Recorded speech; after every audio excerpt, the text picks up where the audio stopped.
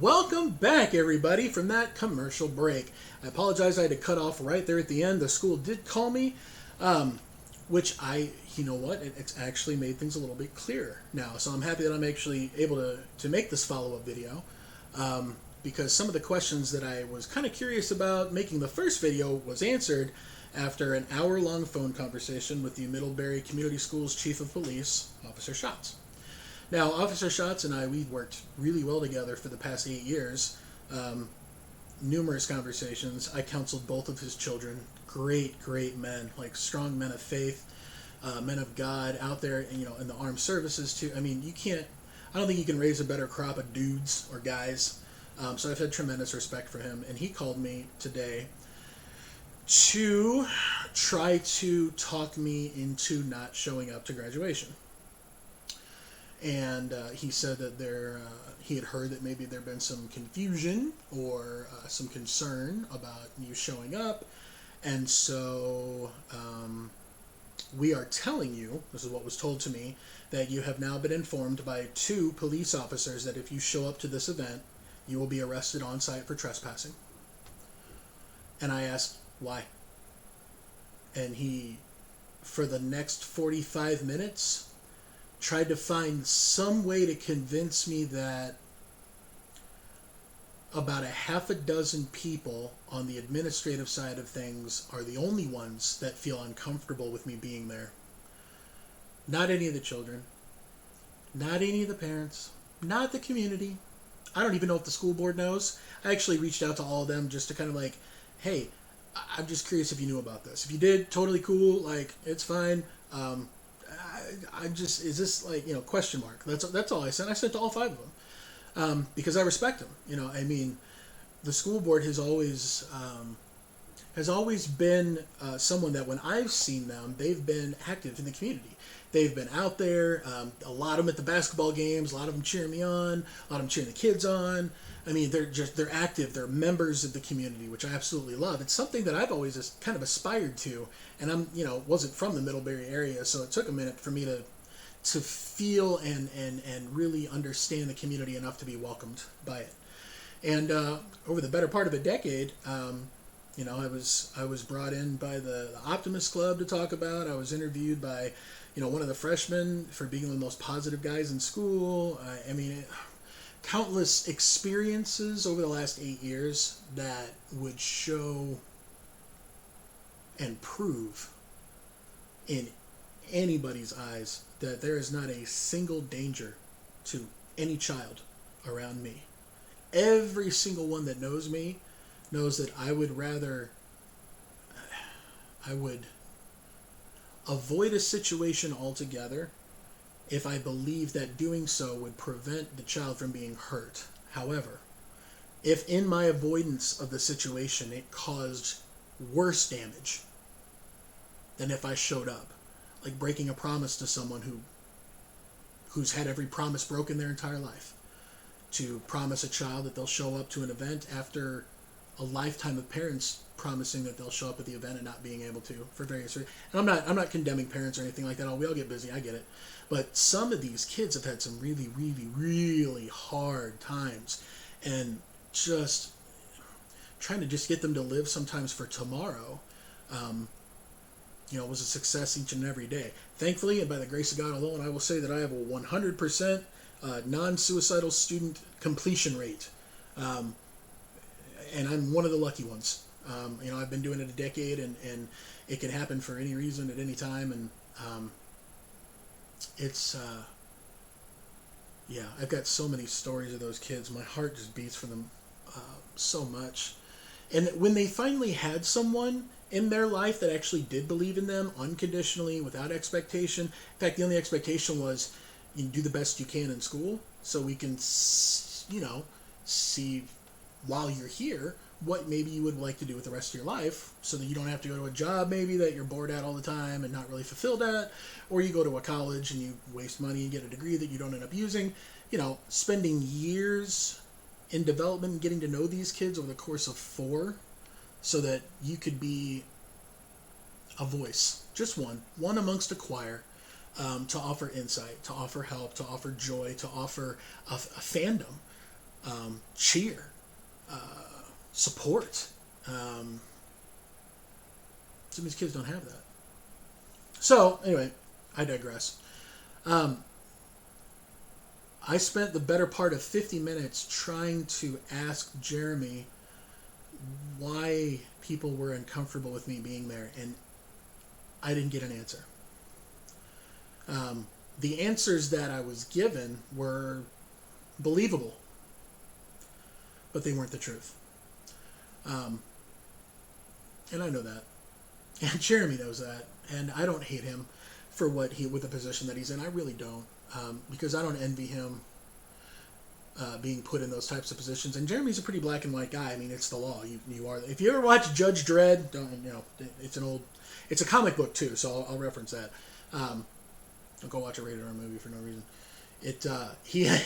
He's so objective with the law that the possibility of him breaking the law broke his entire psyche, this judge in the future. And he's like, I cannot break the law.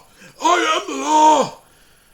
And when I picture Jeremy, I'm thinking this is the most upstanding representation of the law that we have. Like, there it is, right there. Cool. Thumbs up. Kids have questions about the law. That's your dude. Kids have fear of law enforcement. I'm going to bring this dude into our rapport so that maybe you can recognize that there are adults that you can trust in the police department if you've had bad experiences with the police department in the past. Always trying to grow, always trying to better ourselves, even from situations that were hard and difficult. They still provide a lot of growth. But anyway, the thing that kind of upset me the most was that it took an hour to have a conversation where Jeremy told me that I should not show up because if I don't, I'll be arrested. To which I said, Jeremy, I'm not going to break promises to kids I made for the last 4 years, so what are our other options? And there were none. So then I politely went into, okay, I asked him, where do you want to arrest me? I said, because here's what's going to happen. I'll show up, I'll have my hands in the air, I'll walk towards graduation like I was intending to with my ticket, and if you want to arrest me and put me in the back of a cop car for the entirety of it, or drive away and have me in jail for the next 46 hours, which is what you told me, I'm okay with that. People go to jail all the time. I've never been to jail. If I had to lie. I have been to Wabash Security Maximum Penitentiary in Wabash, Indiana 3 times. And I sang gospel music for men on death row. And it's one of the most rewarding experiences of my life when you see some of what society sees as one of the most, hardened people. And they're human, just like the rest of us. Yeah, they've made some, poor choices and some terrible mistakes. And they are living the consequences of those actions. All that's there. It's not to say anything about their past. But when I see you every day, when I see a random person every day, I don't know you, I don't automatically start trying to dig into your history to see if you're worthy of my love or whether or not you're a bad person that I should maybe not associate with. Not at first. Because I don't want you to ever feel like you're not worth anything. That your existence isn't valued in my life, even if it's challenging. The most challenging part about this is I told Jeremy, I said, Jeremy, what are my options?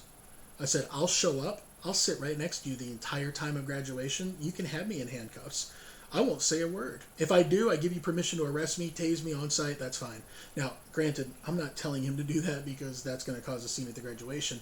What I'm trying to emphasize is if there is a fear that I'm going to cause a scene at graduation, and it's based on people's feelings instead of any verifiable facts. And I'm told this morning that the trespass call was made and that if I show up, I will be arrested for trespassing. And I said, why did nobody call me and ask me or try to assess me to see if I was I said, Jeremy, aren't you as an officer supposed to take these things into consideration to determine if somebody's a threat? Like if a teacher came up to you and said, I feel uncomfortable with that counselor because of the way that he smells. Is there an investigation launched at that point without ever talking to the person about his odor? Like, just asking the question like, hey, have you ever noticed maybe a little rank smell from time to time? Something that I would consider to be a polite inquisition. for facts instead of feelings, which is what the whole thing, the mic drop is trying to portray, is that perception is not the law. Feelings are not facts, but they are valid, and they should be respected because everybody has them. Because you breathe. Because you have blood running through your veins. The same reason in the previous videos that I said that I love you are the same reasons why now I would accept things from you that would challenge me in my own life. And I had this conversation with Jeremy, and for the better part of an hour, all I could really feel like he was trying to do was he was trying to get me to say something on the recording that would give him justification to say, this is why we perceived him as a threat, and that's why we're going to go ahead and have him arrested. Because they didn't think to call me beforehand. They notified me of this, and then they called me to see how I was reacting, which was rarely really... if you're an intelligent person who knows some things about emotions, you can understand a couple things. For all of you guys that work in a workplace, there's that one employee you absolutely cannot stand. You know who that is. And if you don't know who that is, you might have some tough conversations coming to you soon. I digress. There's always someone in the workplace that, despite who you are as a person and how you are as a person, you're going to oil and water. Never going to mix, no matter what or who you are or what you stand for. And I accept that. That's the part of individuality that we're allowed to have as humanity. We're allowed to have differences of opinions. We're allowed to have differences of feelings. What we're not allowed to do is have a feeling that is so not based on fact, that's twisted and manipulated into a potentiality that a law has to be invoked for a misperception about safety. No one really told me why they were afraid I was going to show up. Jeremy gave me a bunch of stuff like, well, you've had a rough... I've known you for 8 years, but I haven't talked to you in the last year. So I can't tell whether or not you are, a threat right now or not. I don't know what's happened to you last year. Fair enough. You knew me for the 8 years prior, and you trusted me to counsel your 2 boys. You knew that part of me for 8 years. And now, because you haven't talked to me in a year, now you reach out? Suspicious. We don't have to be playing Among Us to know what's sus around here or not, because if you're among them, sus seems to kind of follow them around in a cloud. I was confused the entire time, but when I figured out that Jeremy was trying to manipulate me into saying something on the recording that would give him the justification to arrest me when I showed up, I stopped playing. I just said, okay, Jeremy, whatever you want. Tell me what you want to do. You want me to sit? You want me to stand? You want me to... He goes, I want you to not show up. And I said, that's not going to happen because that's going to mean breaking promises to kids that I swore I would never break a promise to. I don't care about how you feel about that. Well, you're going to get arrested because we have to follow the law. That's fine. If the law is there to protect the potentiality of something bad happening, I'm all for it. I support it 100%. I love all of our children, and their safety is always paramount to me, no matter what. But when some people don't like you, and they don't want you to show up to things because your presence challenges what they're trying to convince people is the truth, they'll find ways to make it so that you appear to be unsafe around children or unsafe around anybody else. Now, here's an example. Here's something that Jeremy told me that I think is very, very important to this. Because if I show up and get arrested, it'll be for the first time in my life.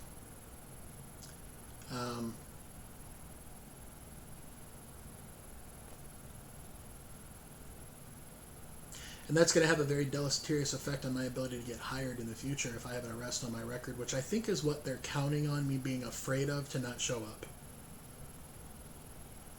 I think. I don't know for sure. But here's what I can tell you. After everything I just lived through and experienced for the last, year and a half, 2 years,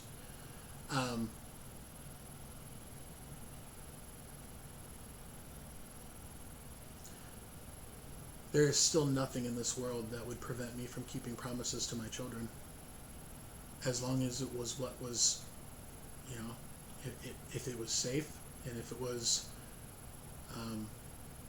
didn't put them in any peril. The 10 years that I've been doing this, I haven't put a single kid in peril yet. And yet, no one talks to me for a year, and I move, and now I am so unstable that you're afraid of me showing up to the event. You see how I'm still having a hard time processing this? And I think a lot of my kids would too, because they know my heart. They know the reason I would show up. I would show up to cheer, probably obnoxiously a little bit more than your average adult, for cheering the kids who graduated. If anybody's seen me at a home basketball game, they know that when I cheer for my kids, it's a showstopper a lot of the time. And it's not to draw attention to me. It's to draw attention away from the other team talking in their little timeout with their coach. Because if we're loud and obnoxious and disruptive, maybe we have a little bit of a home field advantage, I went to Indiana University. They have 5 NCAA championships. One of the things that they teach you how to do is how to cheer during a basketball game, especially during a rivalry. And not all of it is what I would say school appropriate, because it's college. So cutting all that out and taking the mentality of impassioned sportsmanship, passionate rivalries. Purdue and IU. There's no love lost between the two, but how many of us actually love that we get to look forward to Purdue and IU going at each other in basketball, each year in the conference? It's a great thing.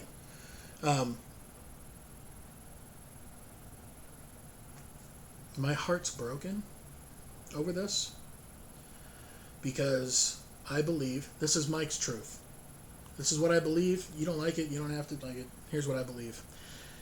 I firmly believe that Summer Runyon, the director of guidance at Northridge High School, Andrea Smeltzer, the senior school counselor, the veteran, Kelsey Tote, Carly Meeker, and the new hire, who I'm not aware of because I wasn't there because she replaced me. These 4 specifically I know for sure. Made my life so bad at work that it took everything in my power just to be the good counselor that I was for kids every single day. I was gaslighted. I was manipulated. I was being made to feel like my feelings didn't matter, that my ideas were unintelligent and unwelcome, that the way that I do things is just wrong. Let me tell you a little story, and I actually have this paper. When all the tragedy struck me and I took a semester off to deal with the 10 or 12 apocalyptic events that had happened just prior, during that time, new rules were made for the counseling department. New norms. And when I came back, they were handed to me as if these are the law now. This is what we're going to do. Okay, I wasn't here for this. If you needed to go forward and make decisions without me, I'm not opposed to that if it's what's good for the kids. Always. The third thing on there was, the only door that you are allowed to go out of from this point forward is the guidance counseling office door. I know that we have a door out into the building through the nurse, through the athletic department, through the attendance office, and through the front office. However, counselors can only use that door.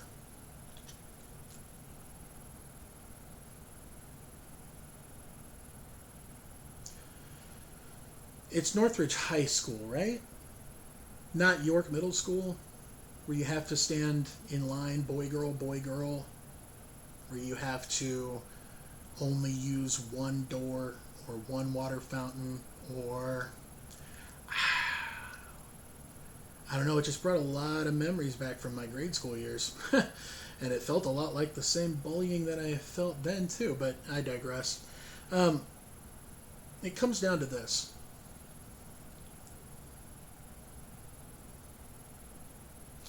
The individuals that I mentioned, I believe, have a problem with me, the way that I see things, the way that I view things, and my truth, my perspective. And they have had that for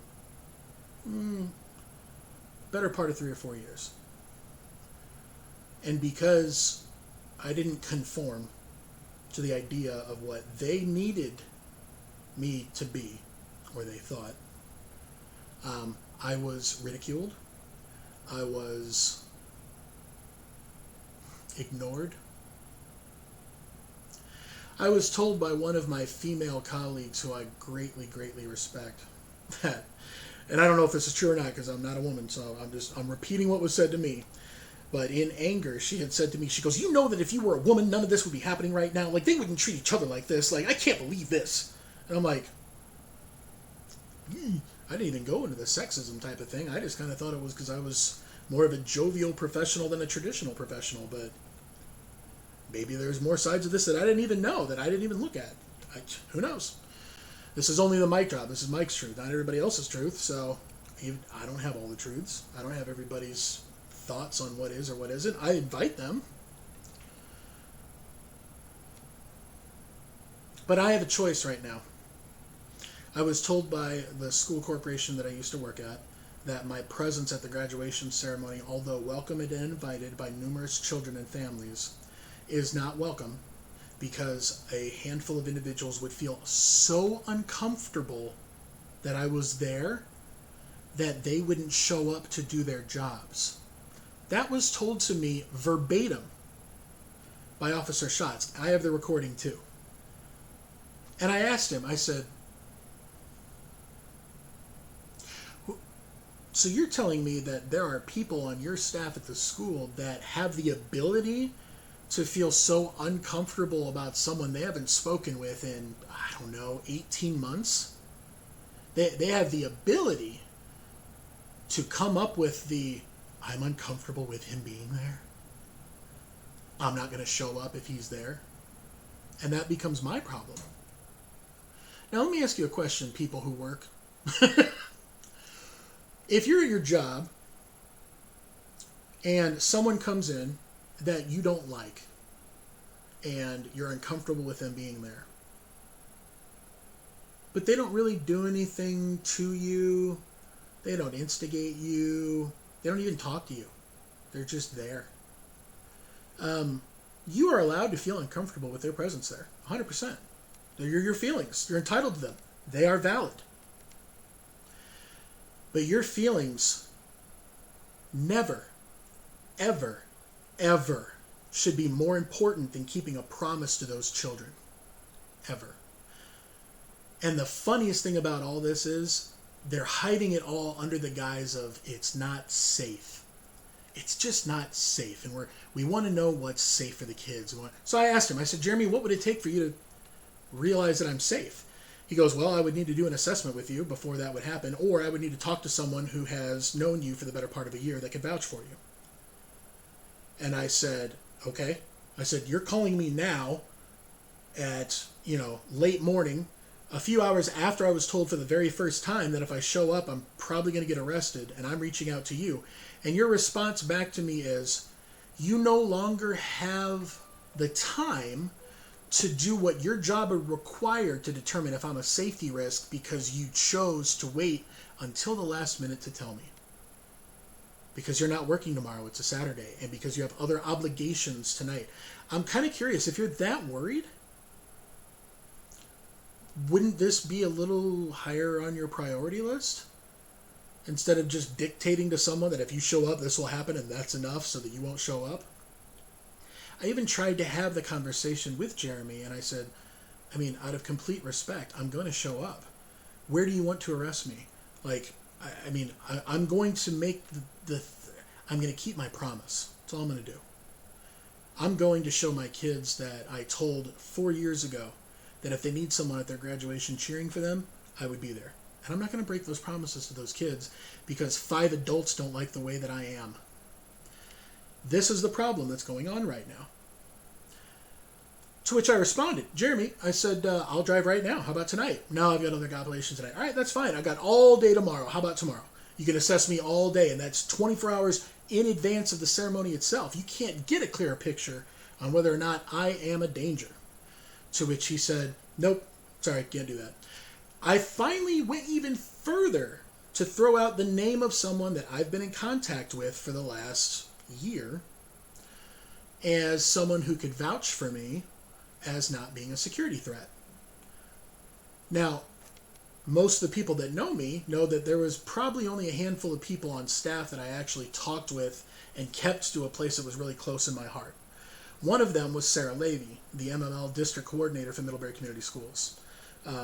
Fantastic professional woman, one of the biggest hearts I've ever seen for children, and I have not yet met another person who is so self-sacrificial for their kids' success. Sarah's on another level. I've had tremendous respect for her for such a long time, and we had the privilege of working together with the MLL kids for the high school for the better part of my first few years there. And she's known me this entire time. I've been to her house. I've stayed with her. I've talked with her son. I mean, her husband Jamie still to this day tries to get me to cut wood. He thinks it's good for me, and I love him to death. I really do. We cannot be two more different type of men and still get along so amazingly well. We crack each other up. But I presented that to Jeremy. I said, Jeremy, Sarah Levy is there, and she's known me for the last year, and she's actually at the rehearsal. Go talk to her. She's right there. Guess what? That didn't happen. And by the end of the conversation, even though I was doing everything in my power to ask, to get more information, to try to propose ideas where everyone is safe according to the law, and no children are hurt by broken promises. That was my goal. I was even incorporating their whatever it is that they are doing into my ability to keep my promise to my kids. And the only advice I was given at the end was, Mike, well, we seem to be going round and round about this, and I just hope you make the right decision on Sunday. And I said, Jeremy, I respect you as a brother, and I love you, man. I don't envy the place that you're in. I know it's tough. I'm sorry. I just thought better of you. I mean, you're someone who you uphold the law. I get it. But you're also supposed to fight for what's right. And you're supposed to challenge things that are unjust. And I don't know why I would expect that from anybody at Middlebury Community Schools after what I've been through, but Jeremy is someone that I've had such a tremendously high respect for as a father and as a law officer, that to have that done to me for the last hour, it really hurts. I was politicized by someone that I had considered a friend, colleague. I shouldn't be surprised, but I am. And it hurts. So I told him, I said, Jeremy, I will definitely make the choice that is right on Sunday. That's how we left it. And I came back to here. Now, I don't have an agenda with all this. This is the mic drop. This is me sharing my truth. I don't generally ask for feedback because it's just meant to be a, hey, here's my truth. Take it if you want it. If not, cool. I love you. Be on about your day. I'm curious, though, if you're comfortable to. I'm curious. If in the comments you want to tell me how you feel about this situation, I'd love to hear it, honestly. I feel pretty alone in this one right now, just because I'm not sure that anybody else has experienced something like this. So I would love to hear from anybody else who's been through this. And to my children, my kids, my kiddos. Some of you I've been with for the last 4 years. Unfortunately, some of you I never got to meet because you're freshmen now and I wasn't there last year. I've done everything in my power my entire life to keep every promise I've made to you guys. Because I know full well that there are people in this world that have promised you safety and promised you security and promised you love. And they have completely failed you on those fronts. Some of them because they are really bad people, and some of them because of really, really bad situations. And I love my kids, man. I always have. I haven't been blessed to have children of my own yet, but my little brother David has been a big part of my life, and we kind of had more of a, since there's a big age difference, the 16 years, there's been kind of a paternal side to our big brotherness that he and I have talked about a lot recently. But it has been an honor and a privilege and the greatest joy of my life and my heart to be there with you guys when no one else was.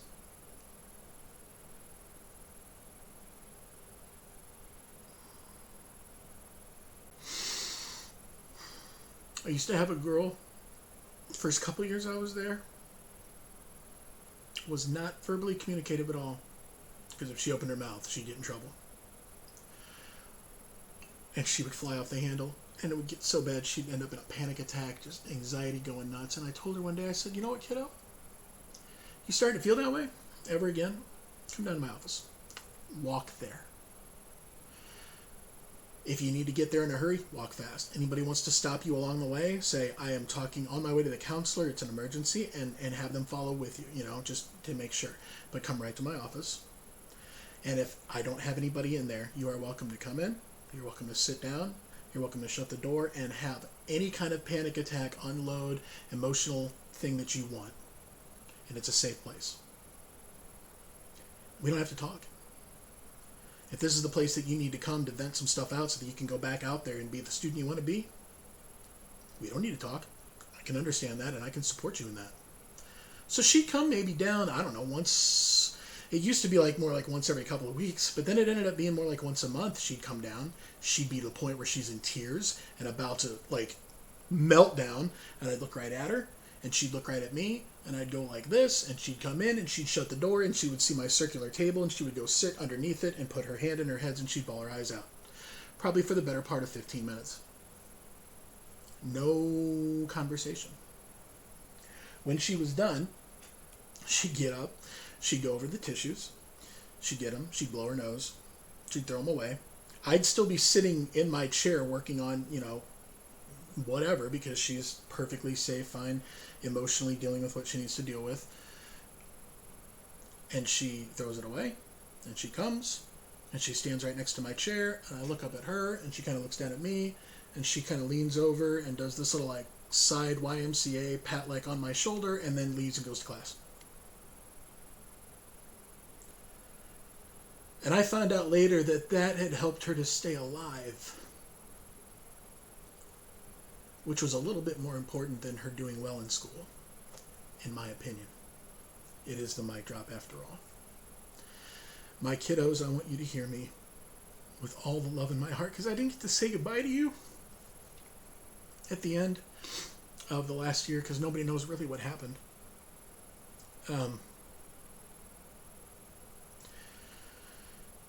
Anything that's come in my life that's pulled me away from the honor and the privilege that I've had in serving the children at Northridge High School, it's hurt. It's hurt a lot. And if it were in my power, I would keep every single promise I ever made to you. I believe right now that the school planned this way so that I wouldn't have enough time to get the clearance I need to show up to keep my promise to those kids. And when I tried to have that conversation with the officer today about that, he wasn't having any part of it. And that hurts, because I knew him as a father, and I knew him as a respectable man. And now he's caught up in the same political stuff, rocking a hard place, and he's choosing his side. And I said, you got to choose whatever side you need to do, buddy. I respect you. Just know that you and I both want the same thing. You and I both want the safety of the children. That's paramount. I just don't like that you're being manipulated into feeling like I'm unsafe. Which was hilarious, because I have a therapist that I've seen weekly for the last year and a half during the worst of my emotions. And I asked him, I said, during the midst of all this, would you ever perceive me as any type of danger to the children? At all? And he was flabbergasted. He got rocked back. He's like, are you kidding me? Dude, from what I know about you, you would shut down before attempting anything that would hurt a kid. Your whole body would stop. You'd probably go into a coma. And and this is someone who has taken the time to get to know me over the last year, as opposed to someone who said that they knew me for 8 years and then didn't know me for a year and now thinks I'm a threat. I know which one I would give a little bit more credence to, or a little bit more, I believe a little bit more, or want to. But that's the mic drop. That's mic truth. You guys can believe whatever it is you want. Hear me, children. like you've never heard me before. I love every single one of you guys. You are champions. You are world changers. You are fierce survivors of a worldwide pandemic, and you are going to lead the next generation of our people into something completely different than we've ever experienced before, and I can't wait. I'm so excited. So, one of the things I tell my seniors every year, I say to them, I ask this one. I never give my kids advice unless they ask for it. But I do ask them this, and they're, most of them are, 18 are going to be 18, so they're making choices of college and all this stuff too. And I say, would you permit me, I haven't given you advice in 4 years unless you've asked for it. Can I give you just a single piece of Malahan advice? You do with it whatever you want, and you can tell me if you don't want it or not. I've had 400 kids assigned to my name for the better part of 10 years, and out of the 4,000 of them, not a single one has said no. So I shared with them this. I said, I feel that the people that are currently in charge of this world are not going to be the ones that are going to be able to fix it. I would absolutely love to be wrong. Like, I would be so happy. I would be something I would not be happy about being wrong about. But because I believe that, I'm putting all of my faith in you. You're the future generation. I believe you have the potential to help create a better world, better than those that are currently in charge. And it's a mic truth. That was like one of the very, very, very early ones on, and I made sure it was always never forced upon. It was always asked for, and I spent years to develop the rapport with those kids that they would trust something like that for their own safety. And I said, one way or another, a couple decades down the line, we're going to know the answer. Either you guys have changed the world, or the people that are still in charge of the world have either fixed it, and I was wrong, great, or it's gotten so bad it's not fixable, oh no, or what else? There's plenty of conspiracy theories out there, and that's not why I'm talking about this. I'm not going to digress anymore. It would take the armies of heaven and hell to make me do something that would potentially harm or hurt a child. It's why I haven't broken a single promise to them in 10 years.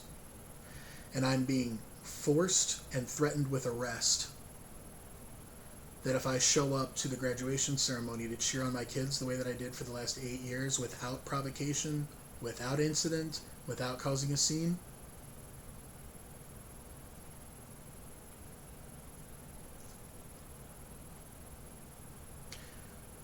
that's our reality.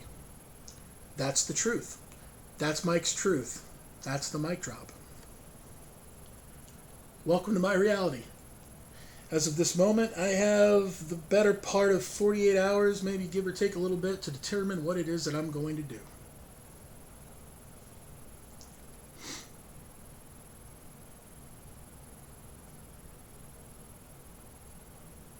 I'm just as excited as you are to see what's going to happen.